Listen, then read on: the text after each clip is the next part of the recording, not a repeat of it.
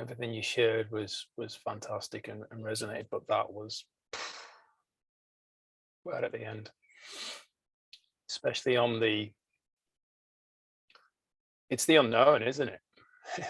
That's the thing. It's just the unknown. And I remember I've listened to quite a few audios from Napoleon when he was speaking about his interview with Andrew Carnegie, where he went to interview Andrew Carnegie and he ended up being interviewed. So Andrew Carnegie turned the tables. And he said, Napoleon said he kept me there for 3 days and 3 nights. And at the end of that, he said, I've got a question for you. And it was down the road of something like, are you prepared for the next 20 years to go and speak with people that I'll connect you with and not earn a cent, but to go and bring, he said, like the world's got the world's got some philosophy, but what the world needs is I think an economical philosophy or something like this. Andrew Carnegie was saying, I'm not doing a very good job of this, I admit, but he and Napoleon was listening, and all he's hearing is, I've got to devote 20 years of my life not being paid to a word of philosophy. And he was rummaging around with the change in his pockets that wasn't enough to get him back to where he lives, where he came from.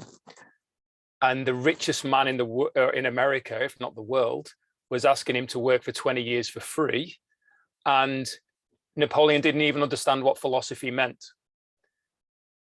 And he said something inside of him said, now go and say yes. And you think around, Napoleon believed, because he said that Andrew Carnegie wouldn't be asking him to do the job if Andrew Carnegie didn't believe in him, didn't see the potential.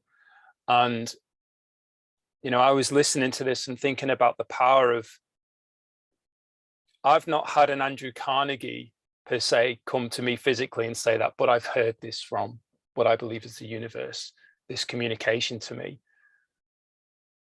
Am I prepared to do this? Am I prepared to just keep going and help people, if not empower people, inspire people, inspire people to give themselves permission to trust and act on their own desires? This is what I've felt and heard. And you think around the power of what, in particular, and I know there's many other people that are still with us and have passed, but in particular, Napoleon, what he's given to the world from making a decision to do what was in alignment with him, that his inner voice said, say yes, go. Somebody has given somebody believes in you.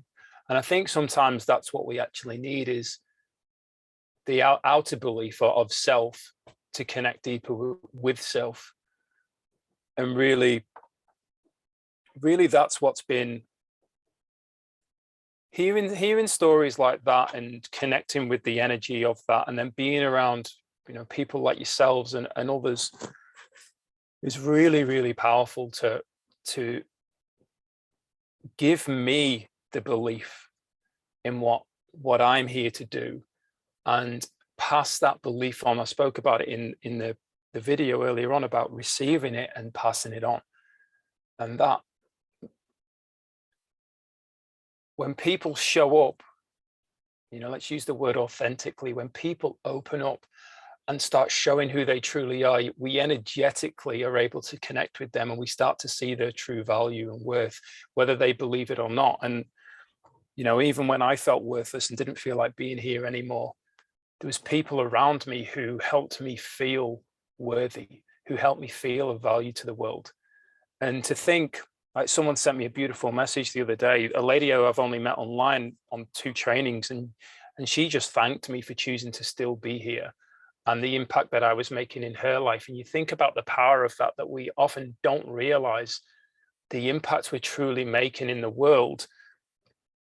And I know that if I was the person that I was 5 years ago, I would not have been able to reach her and touch her the way that I did. And it was that getting clarity and working and staying in alignment. And then this, as I've stayed in alignment and kept doing the things that feel right, you know, I emphasize some of those words that feel right.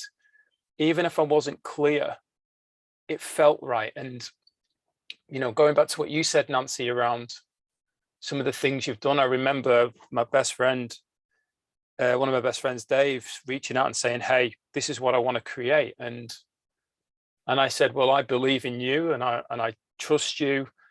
And I just love serving other people. So I'm on board. And it was interesting because even though I was doing what I love to do, I never felt in true alignment. I always felt there was something more that was pulling me. And even stepping away from that and saying to Dave, I've done what I'm here to do in this space. I now need to move on. And he was like, no, you know, we've got that. I'm like, I need to move on. I don't know what it is, but I need to go and start this. And he was like, well, that won't work. And funnily enough, it actually worked out very well. But it was that trusting self and following and going with it, even though it was all the unknown, going back to what you said there, Corey. And I suppose in a way there's a lot of inspiration because Zig Ziglar isn't here anymore. Alan Watts isn't here. Wayne Dyer isn't here. Napoleon Hill isn't here. Some of these people have had the biggest influence on my life, and yet they're not physically here. And you think about the power of that from an angle of contribution to the world, not only with what they created in the time where they were physically here and their lives that they still were able to touch, but even afterward, from being in alignment and showing up. And if those kind of people, I'm not saying, you know, go and listen to them or whether you do or not, but if those kind of people inspire us to look at going, wow, they were truly living a purposeful life, they were truly in alignment, there's only one thing that can do, and that for me is inspire me to find what that means, but more so live in alignment with what feels right to me. And a friend of mine who I was on a call with yesterday said, the one thing that I admire about you is you've never stopped. You've kept showing up every week. You've just expressed who you are. And he said, and he never comments, never likes or anything. And I was like, wow, thank you for that kind compliment, man. He's like, seriously, I admire you, bro. It's so powerful.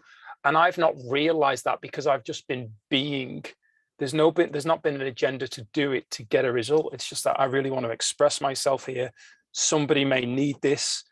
I'm not attached to how many likes, how many comments. I'm not interested in all that. I just know. And I said this to Corey on another call.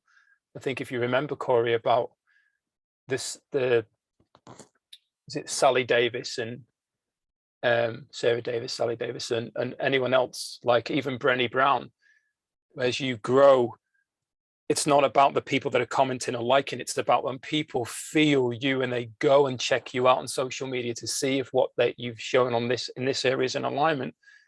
They land on it, and it's a reflection of you, and you're showing up every single day, whether it be a hoodie that's got work harder on it, whatever it is. It's just that commitment to show up because it feels right and we get energy from it. So yeah, there was a lot that probably came up there and came out of me in that moment. And I just want to thank you both at this point for sharing what you shared, because it's really hit me hard and in a positive way, in a real positive way, and everybody else for giving me the space to share that. And that's, you know, when you look at to inspire people to trust and act on their own desires, I think the biggest challenge around that, as I wrap this part up, is that Les Brown said most people die at 21 and continue living their life, like it continue to exist. If you go into the graveyard, there are hundreds, if not thousands, of dreams that were never ever acted upon, often because somebody didn't have the inner belief to go and act on them. And the people that they were around never believed in them.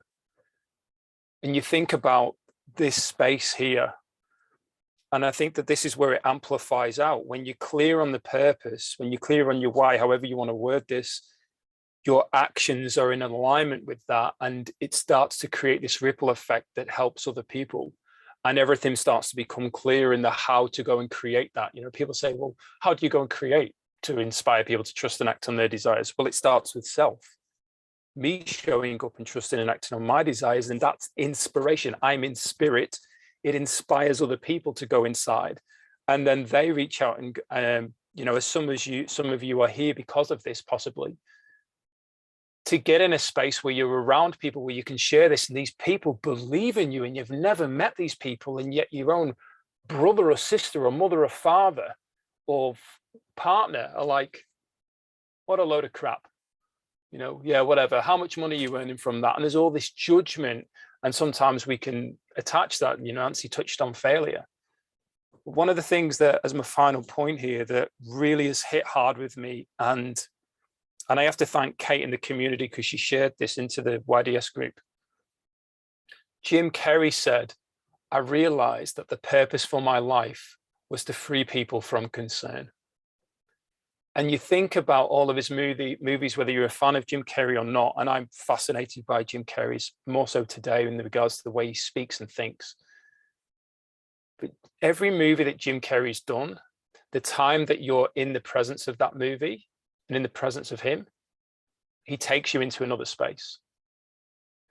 That is the power of a purposeful life and serving other people.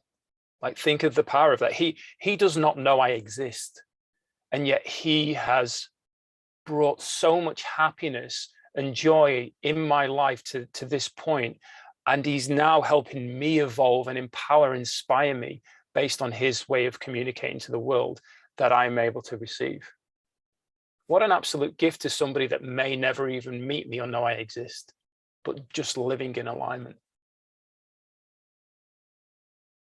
So thank you for giving me the space to share.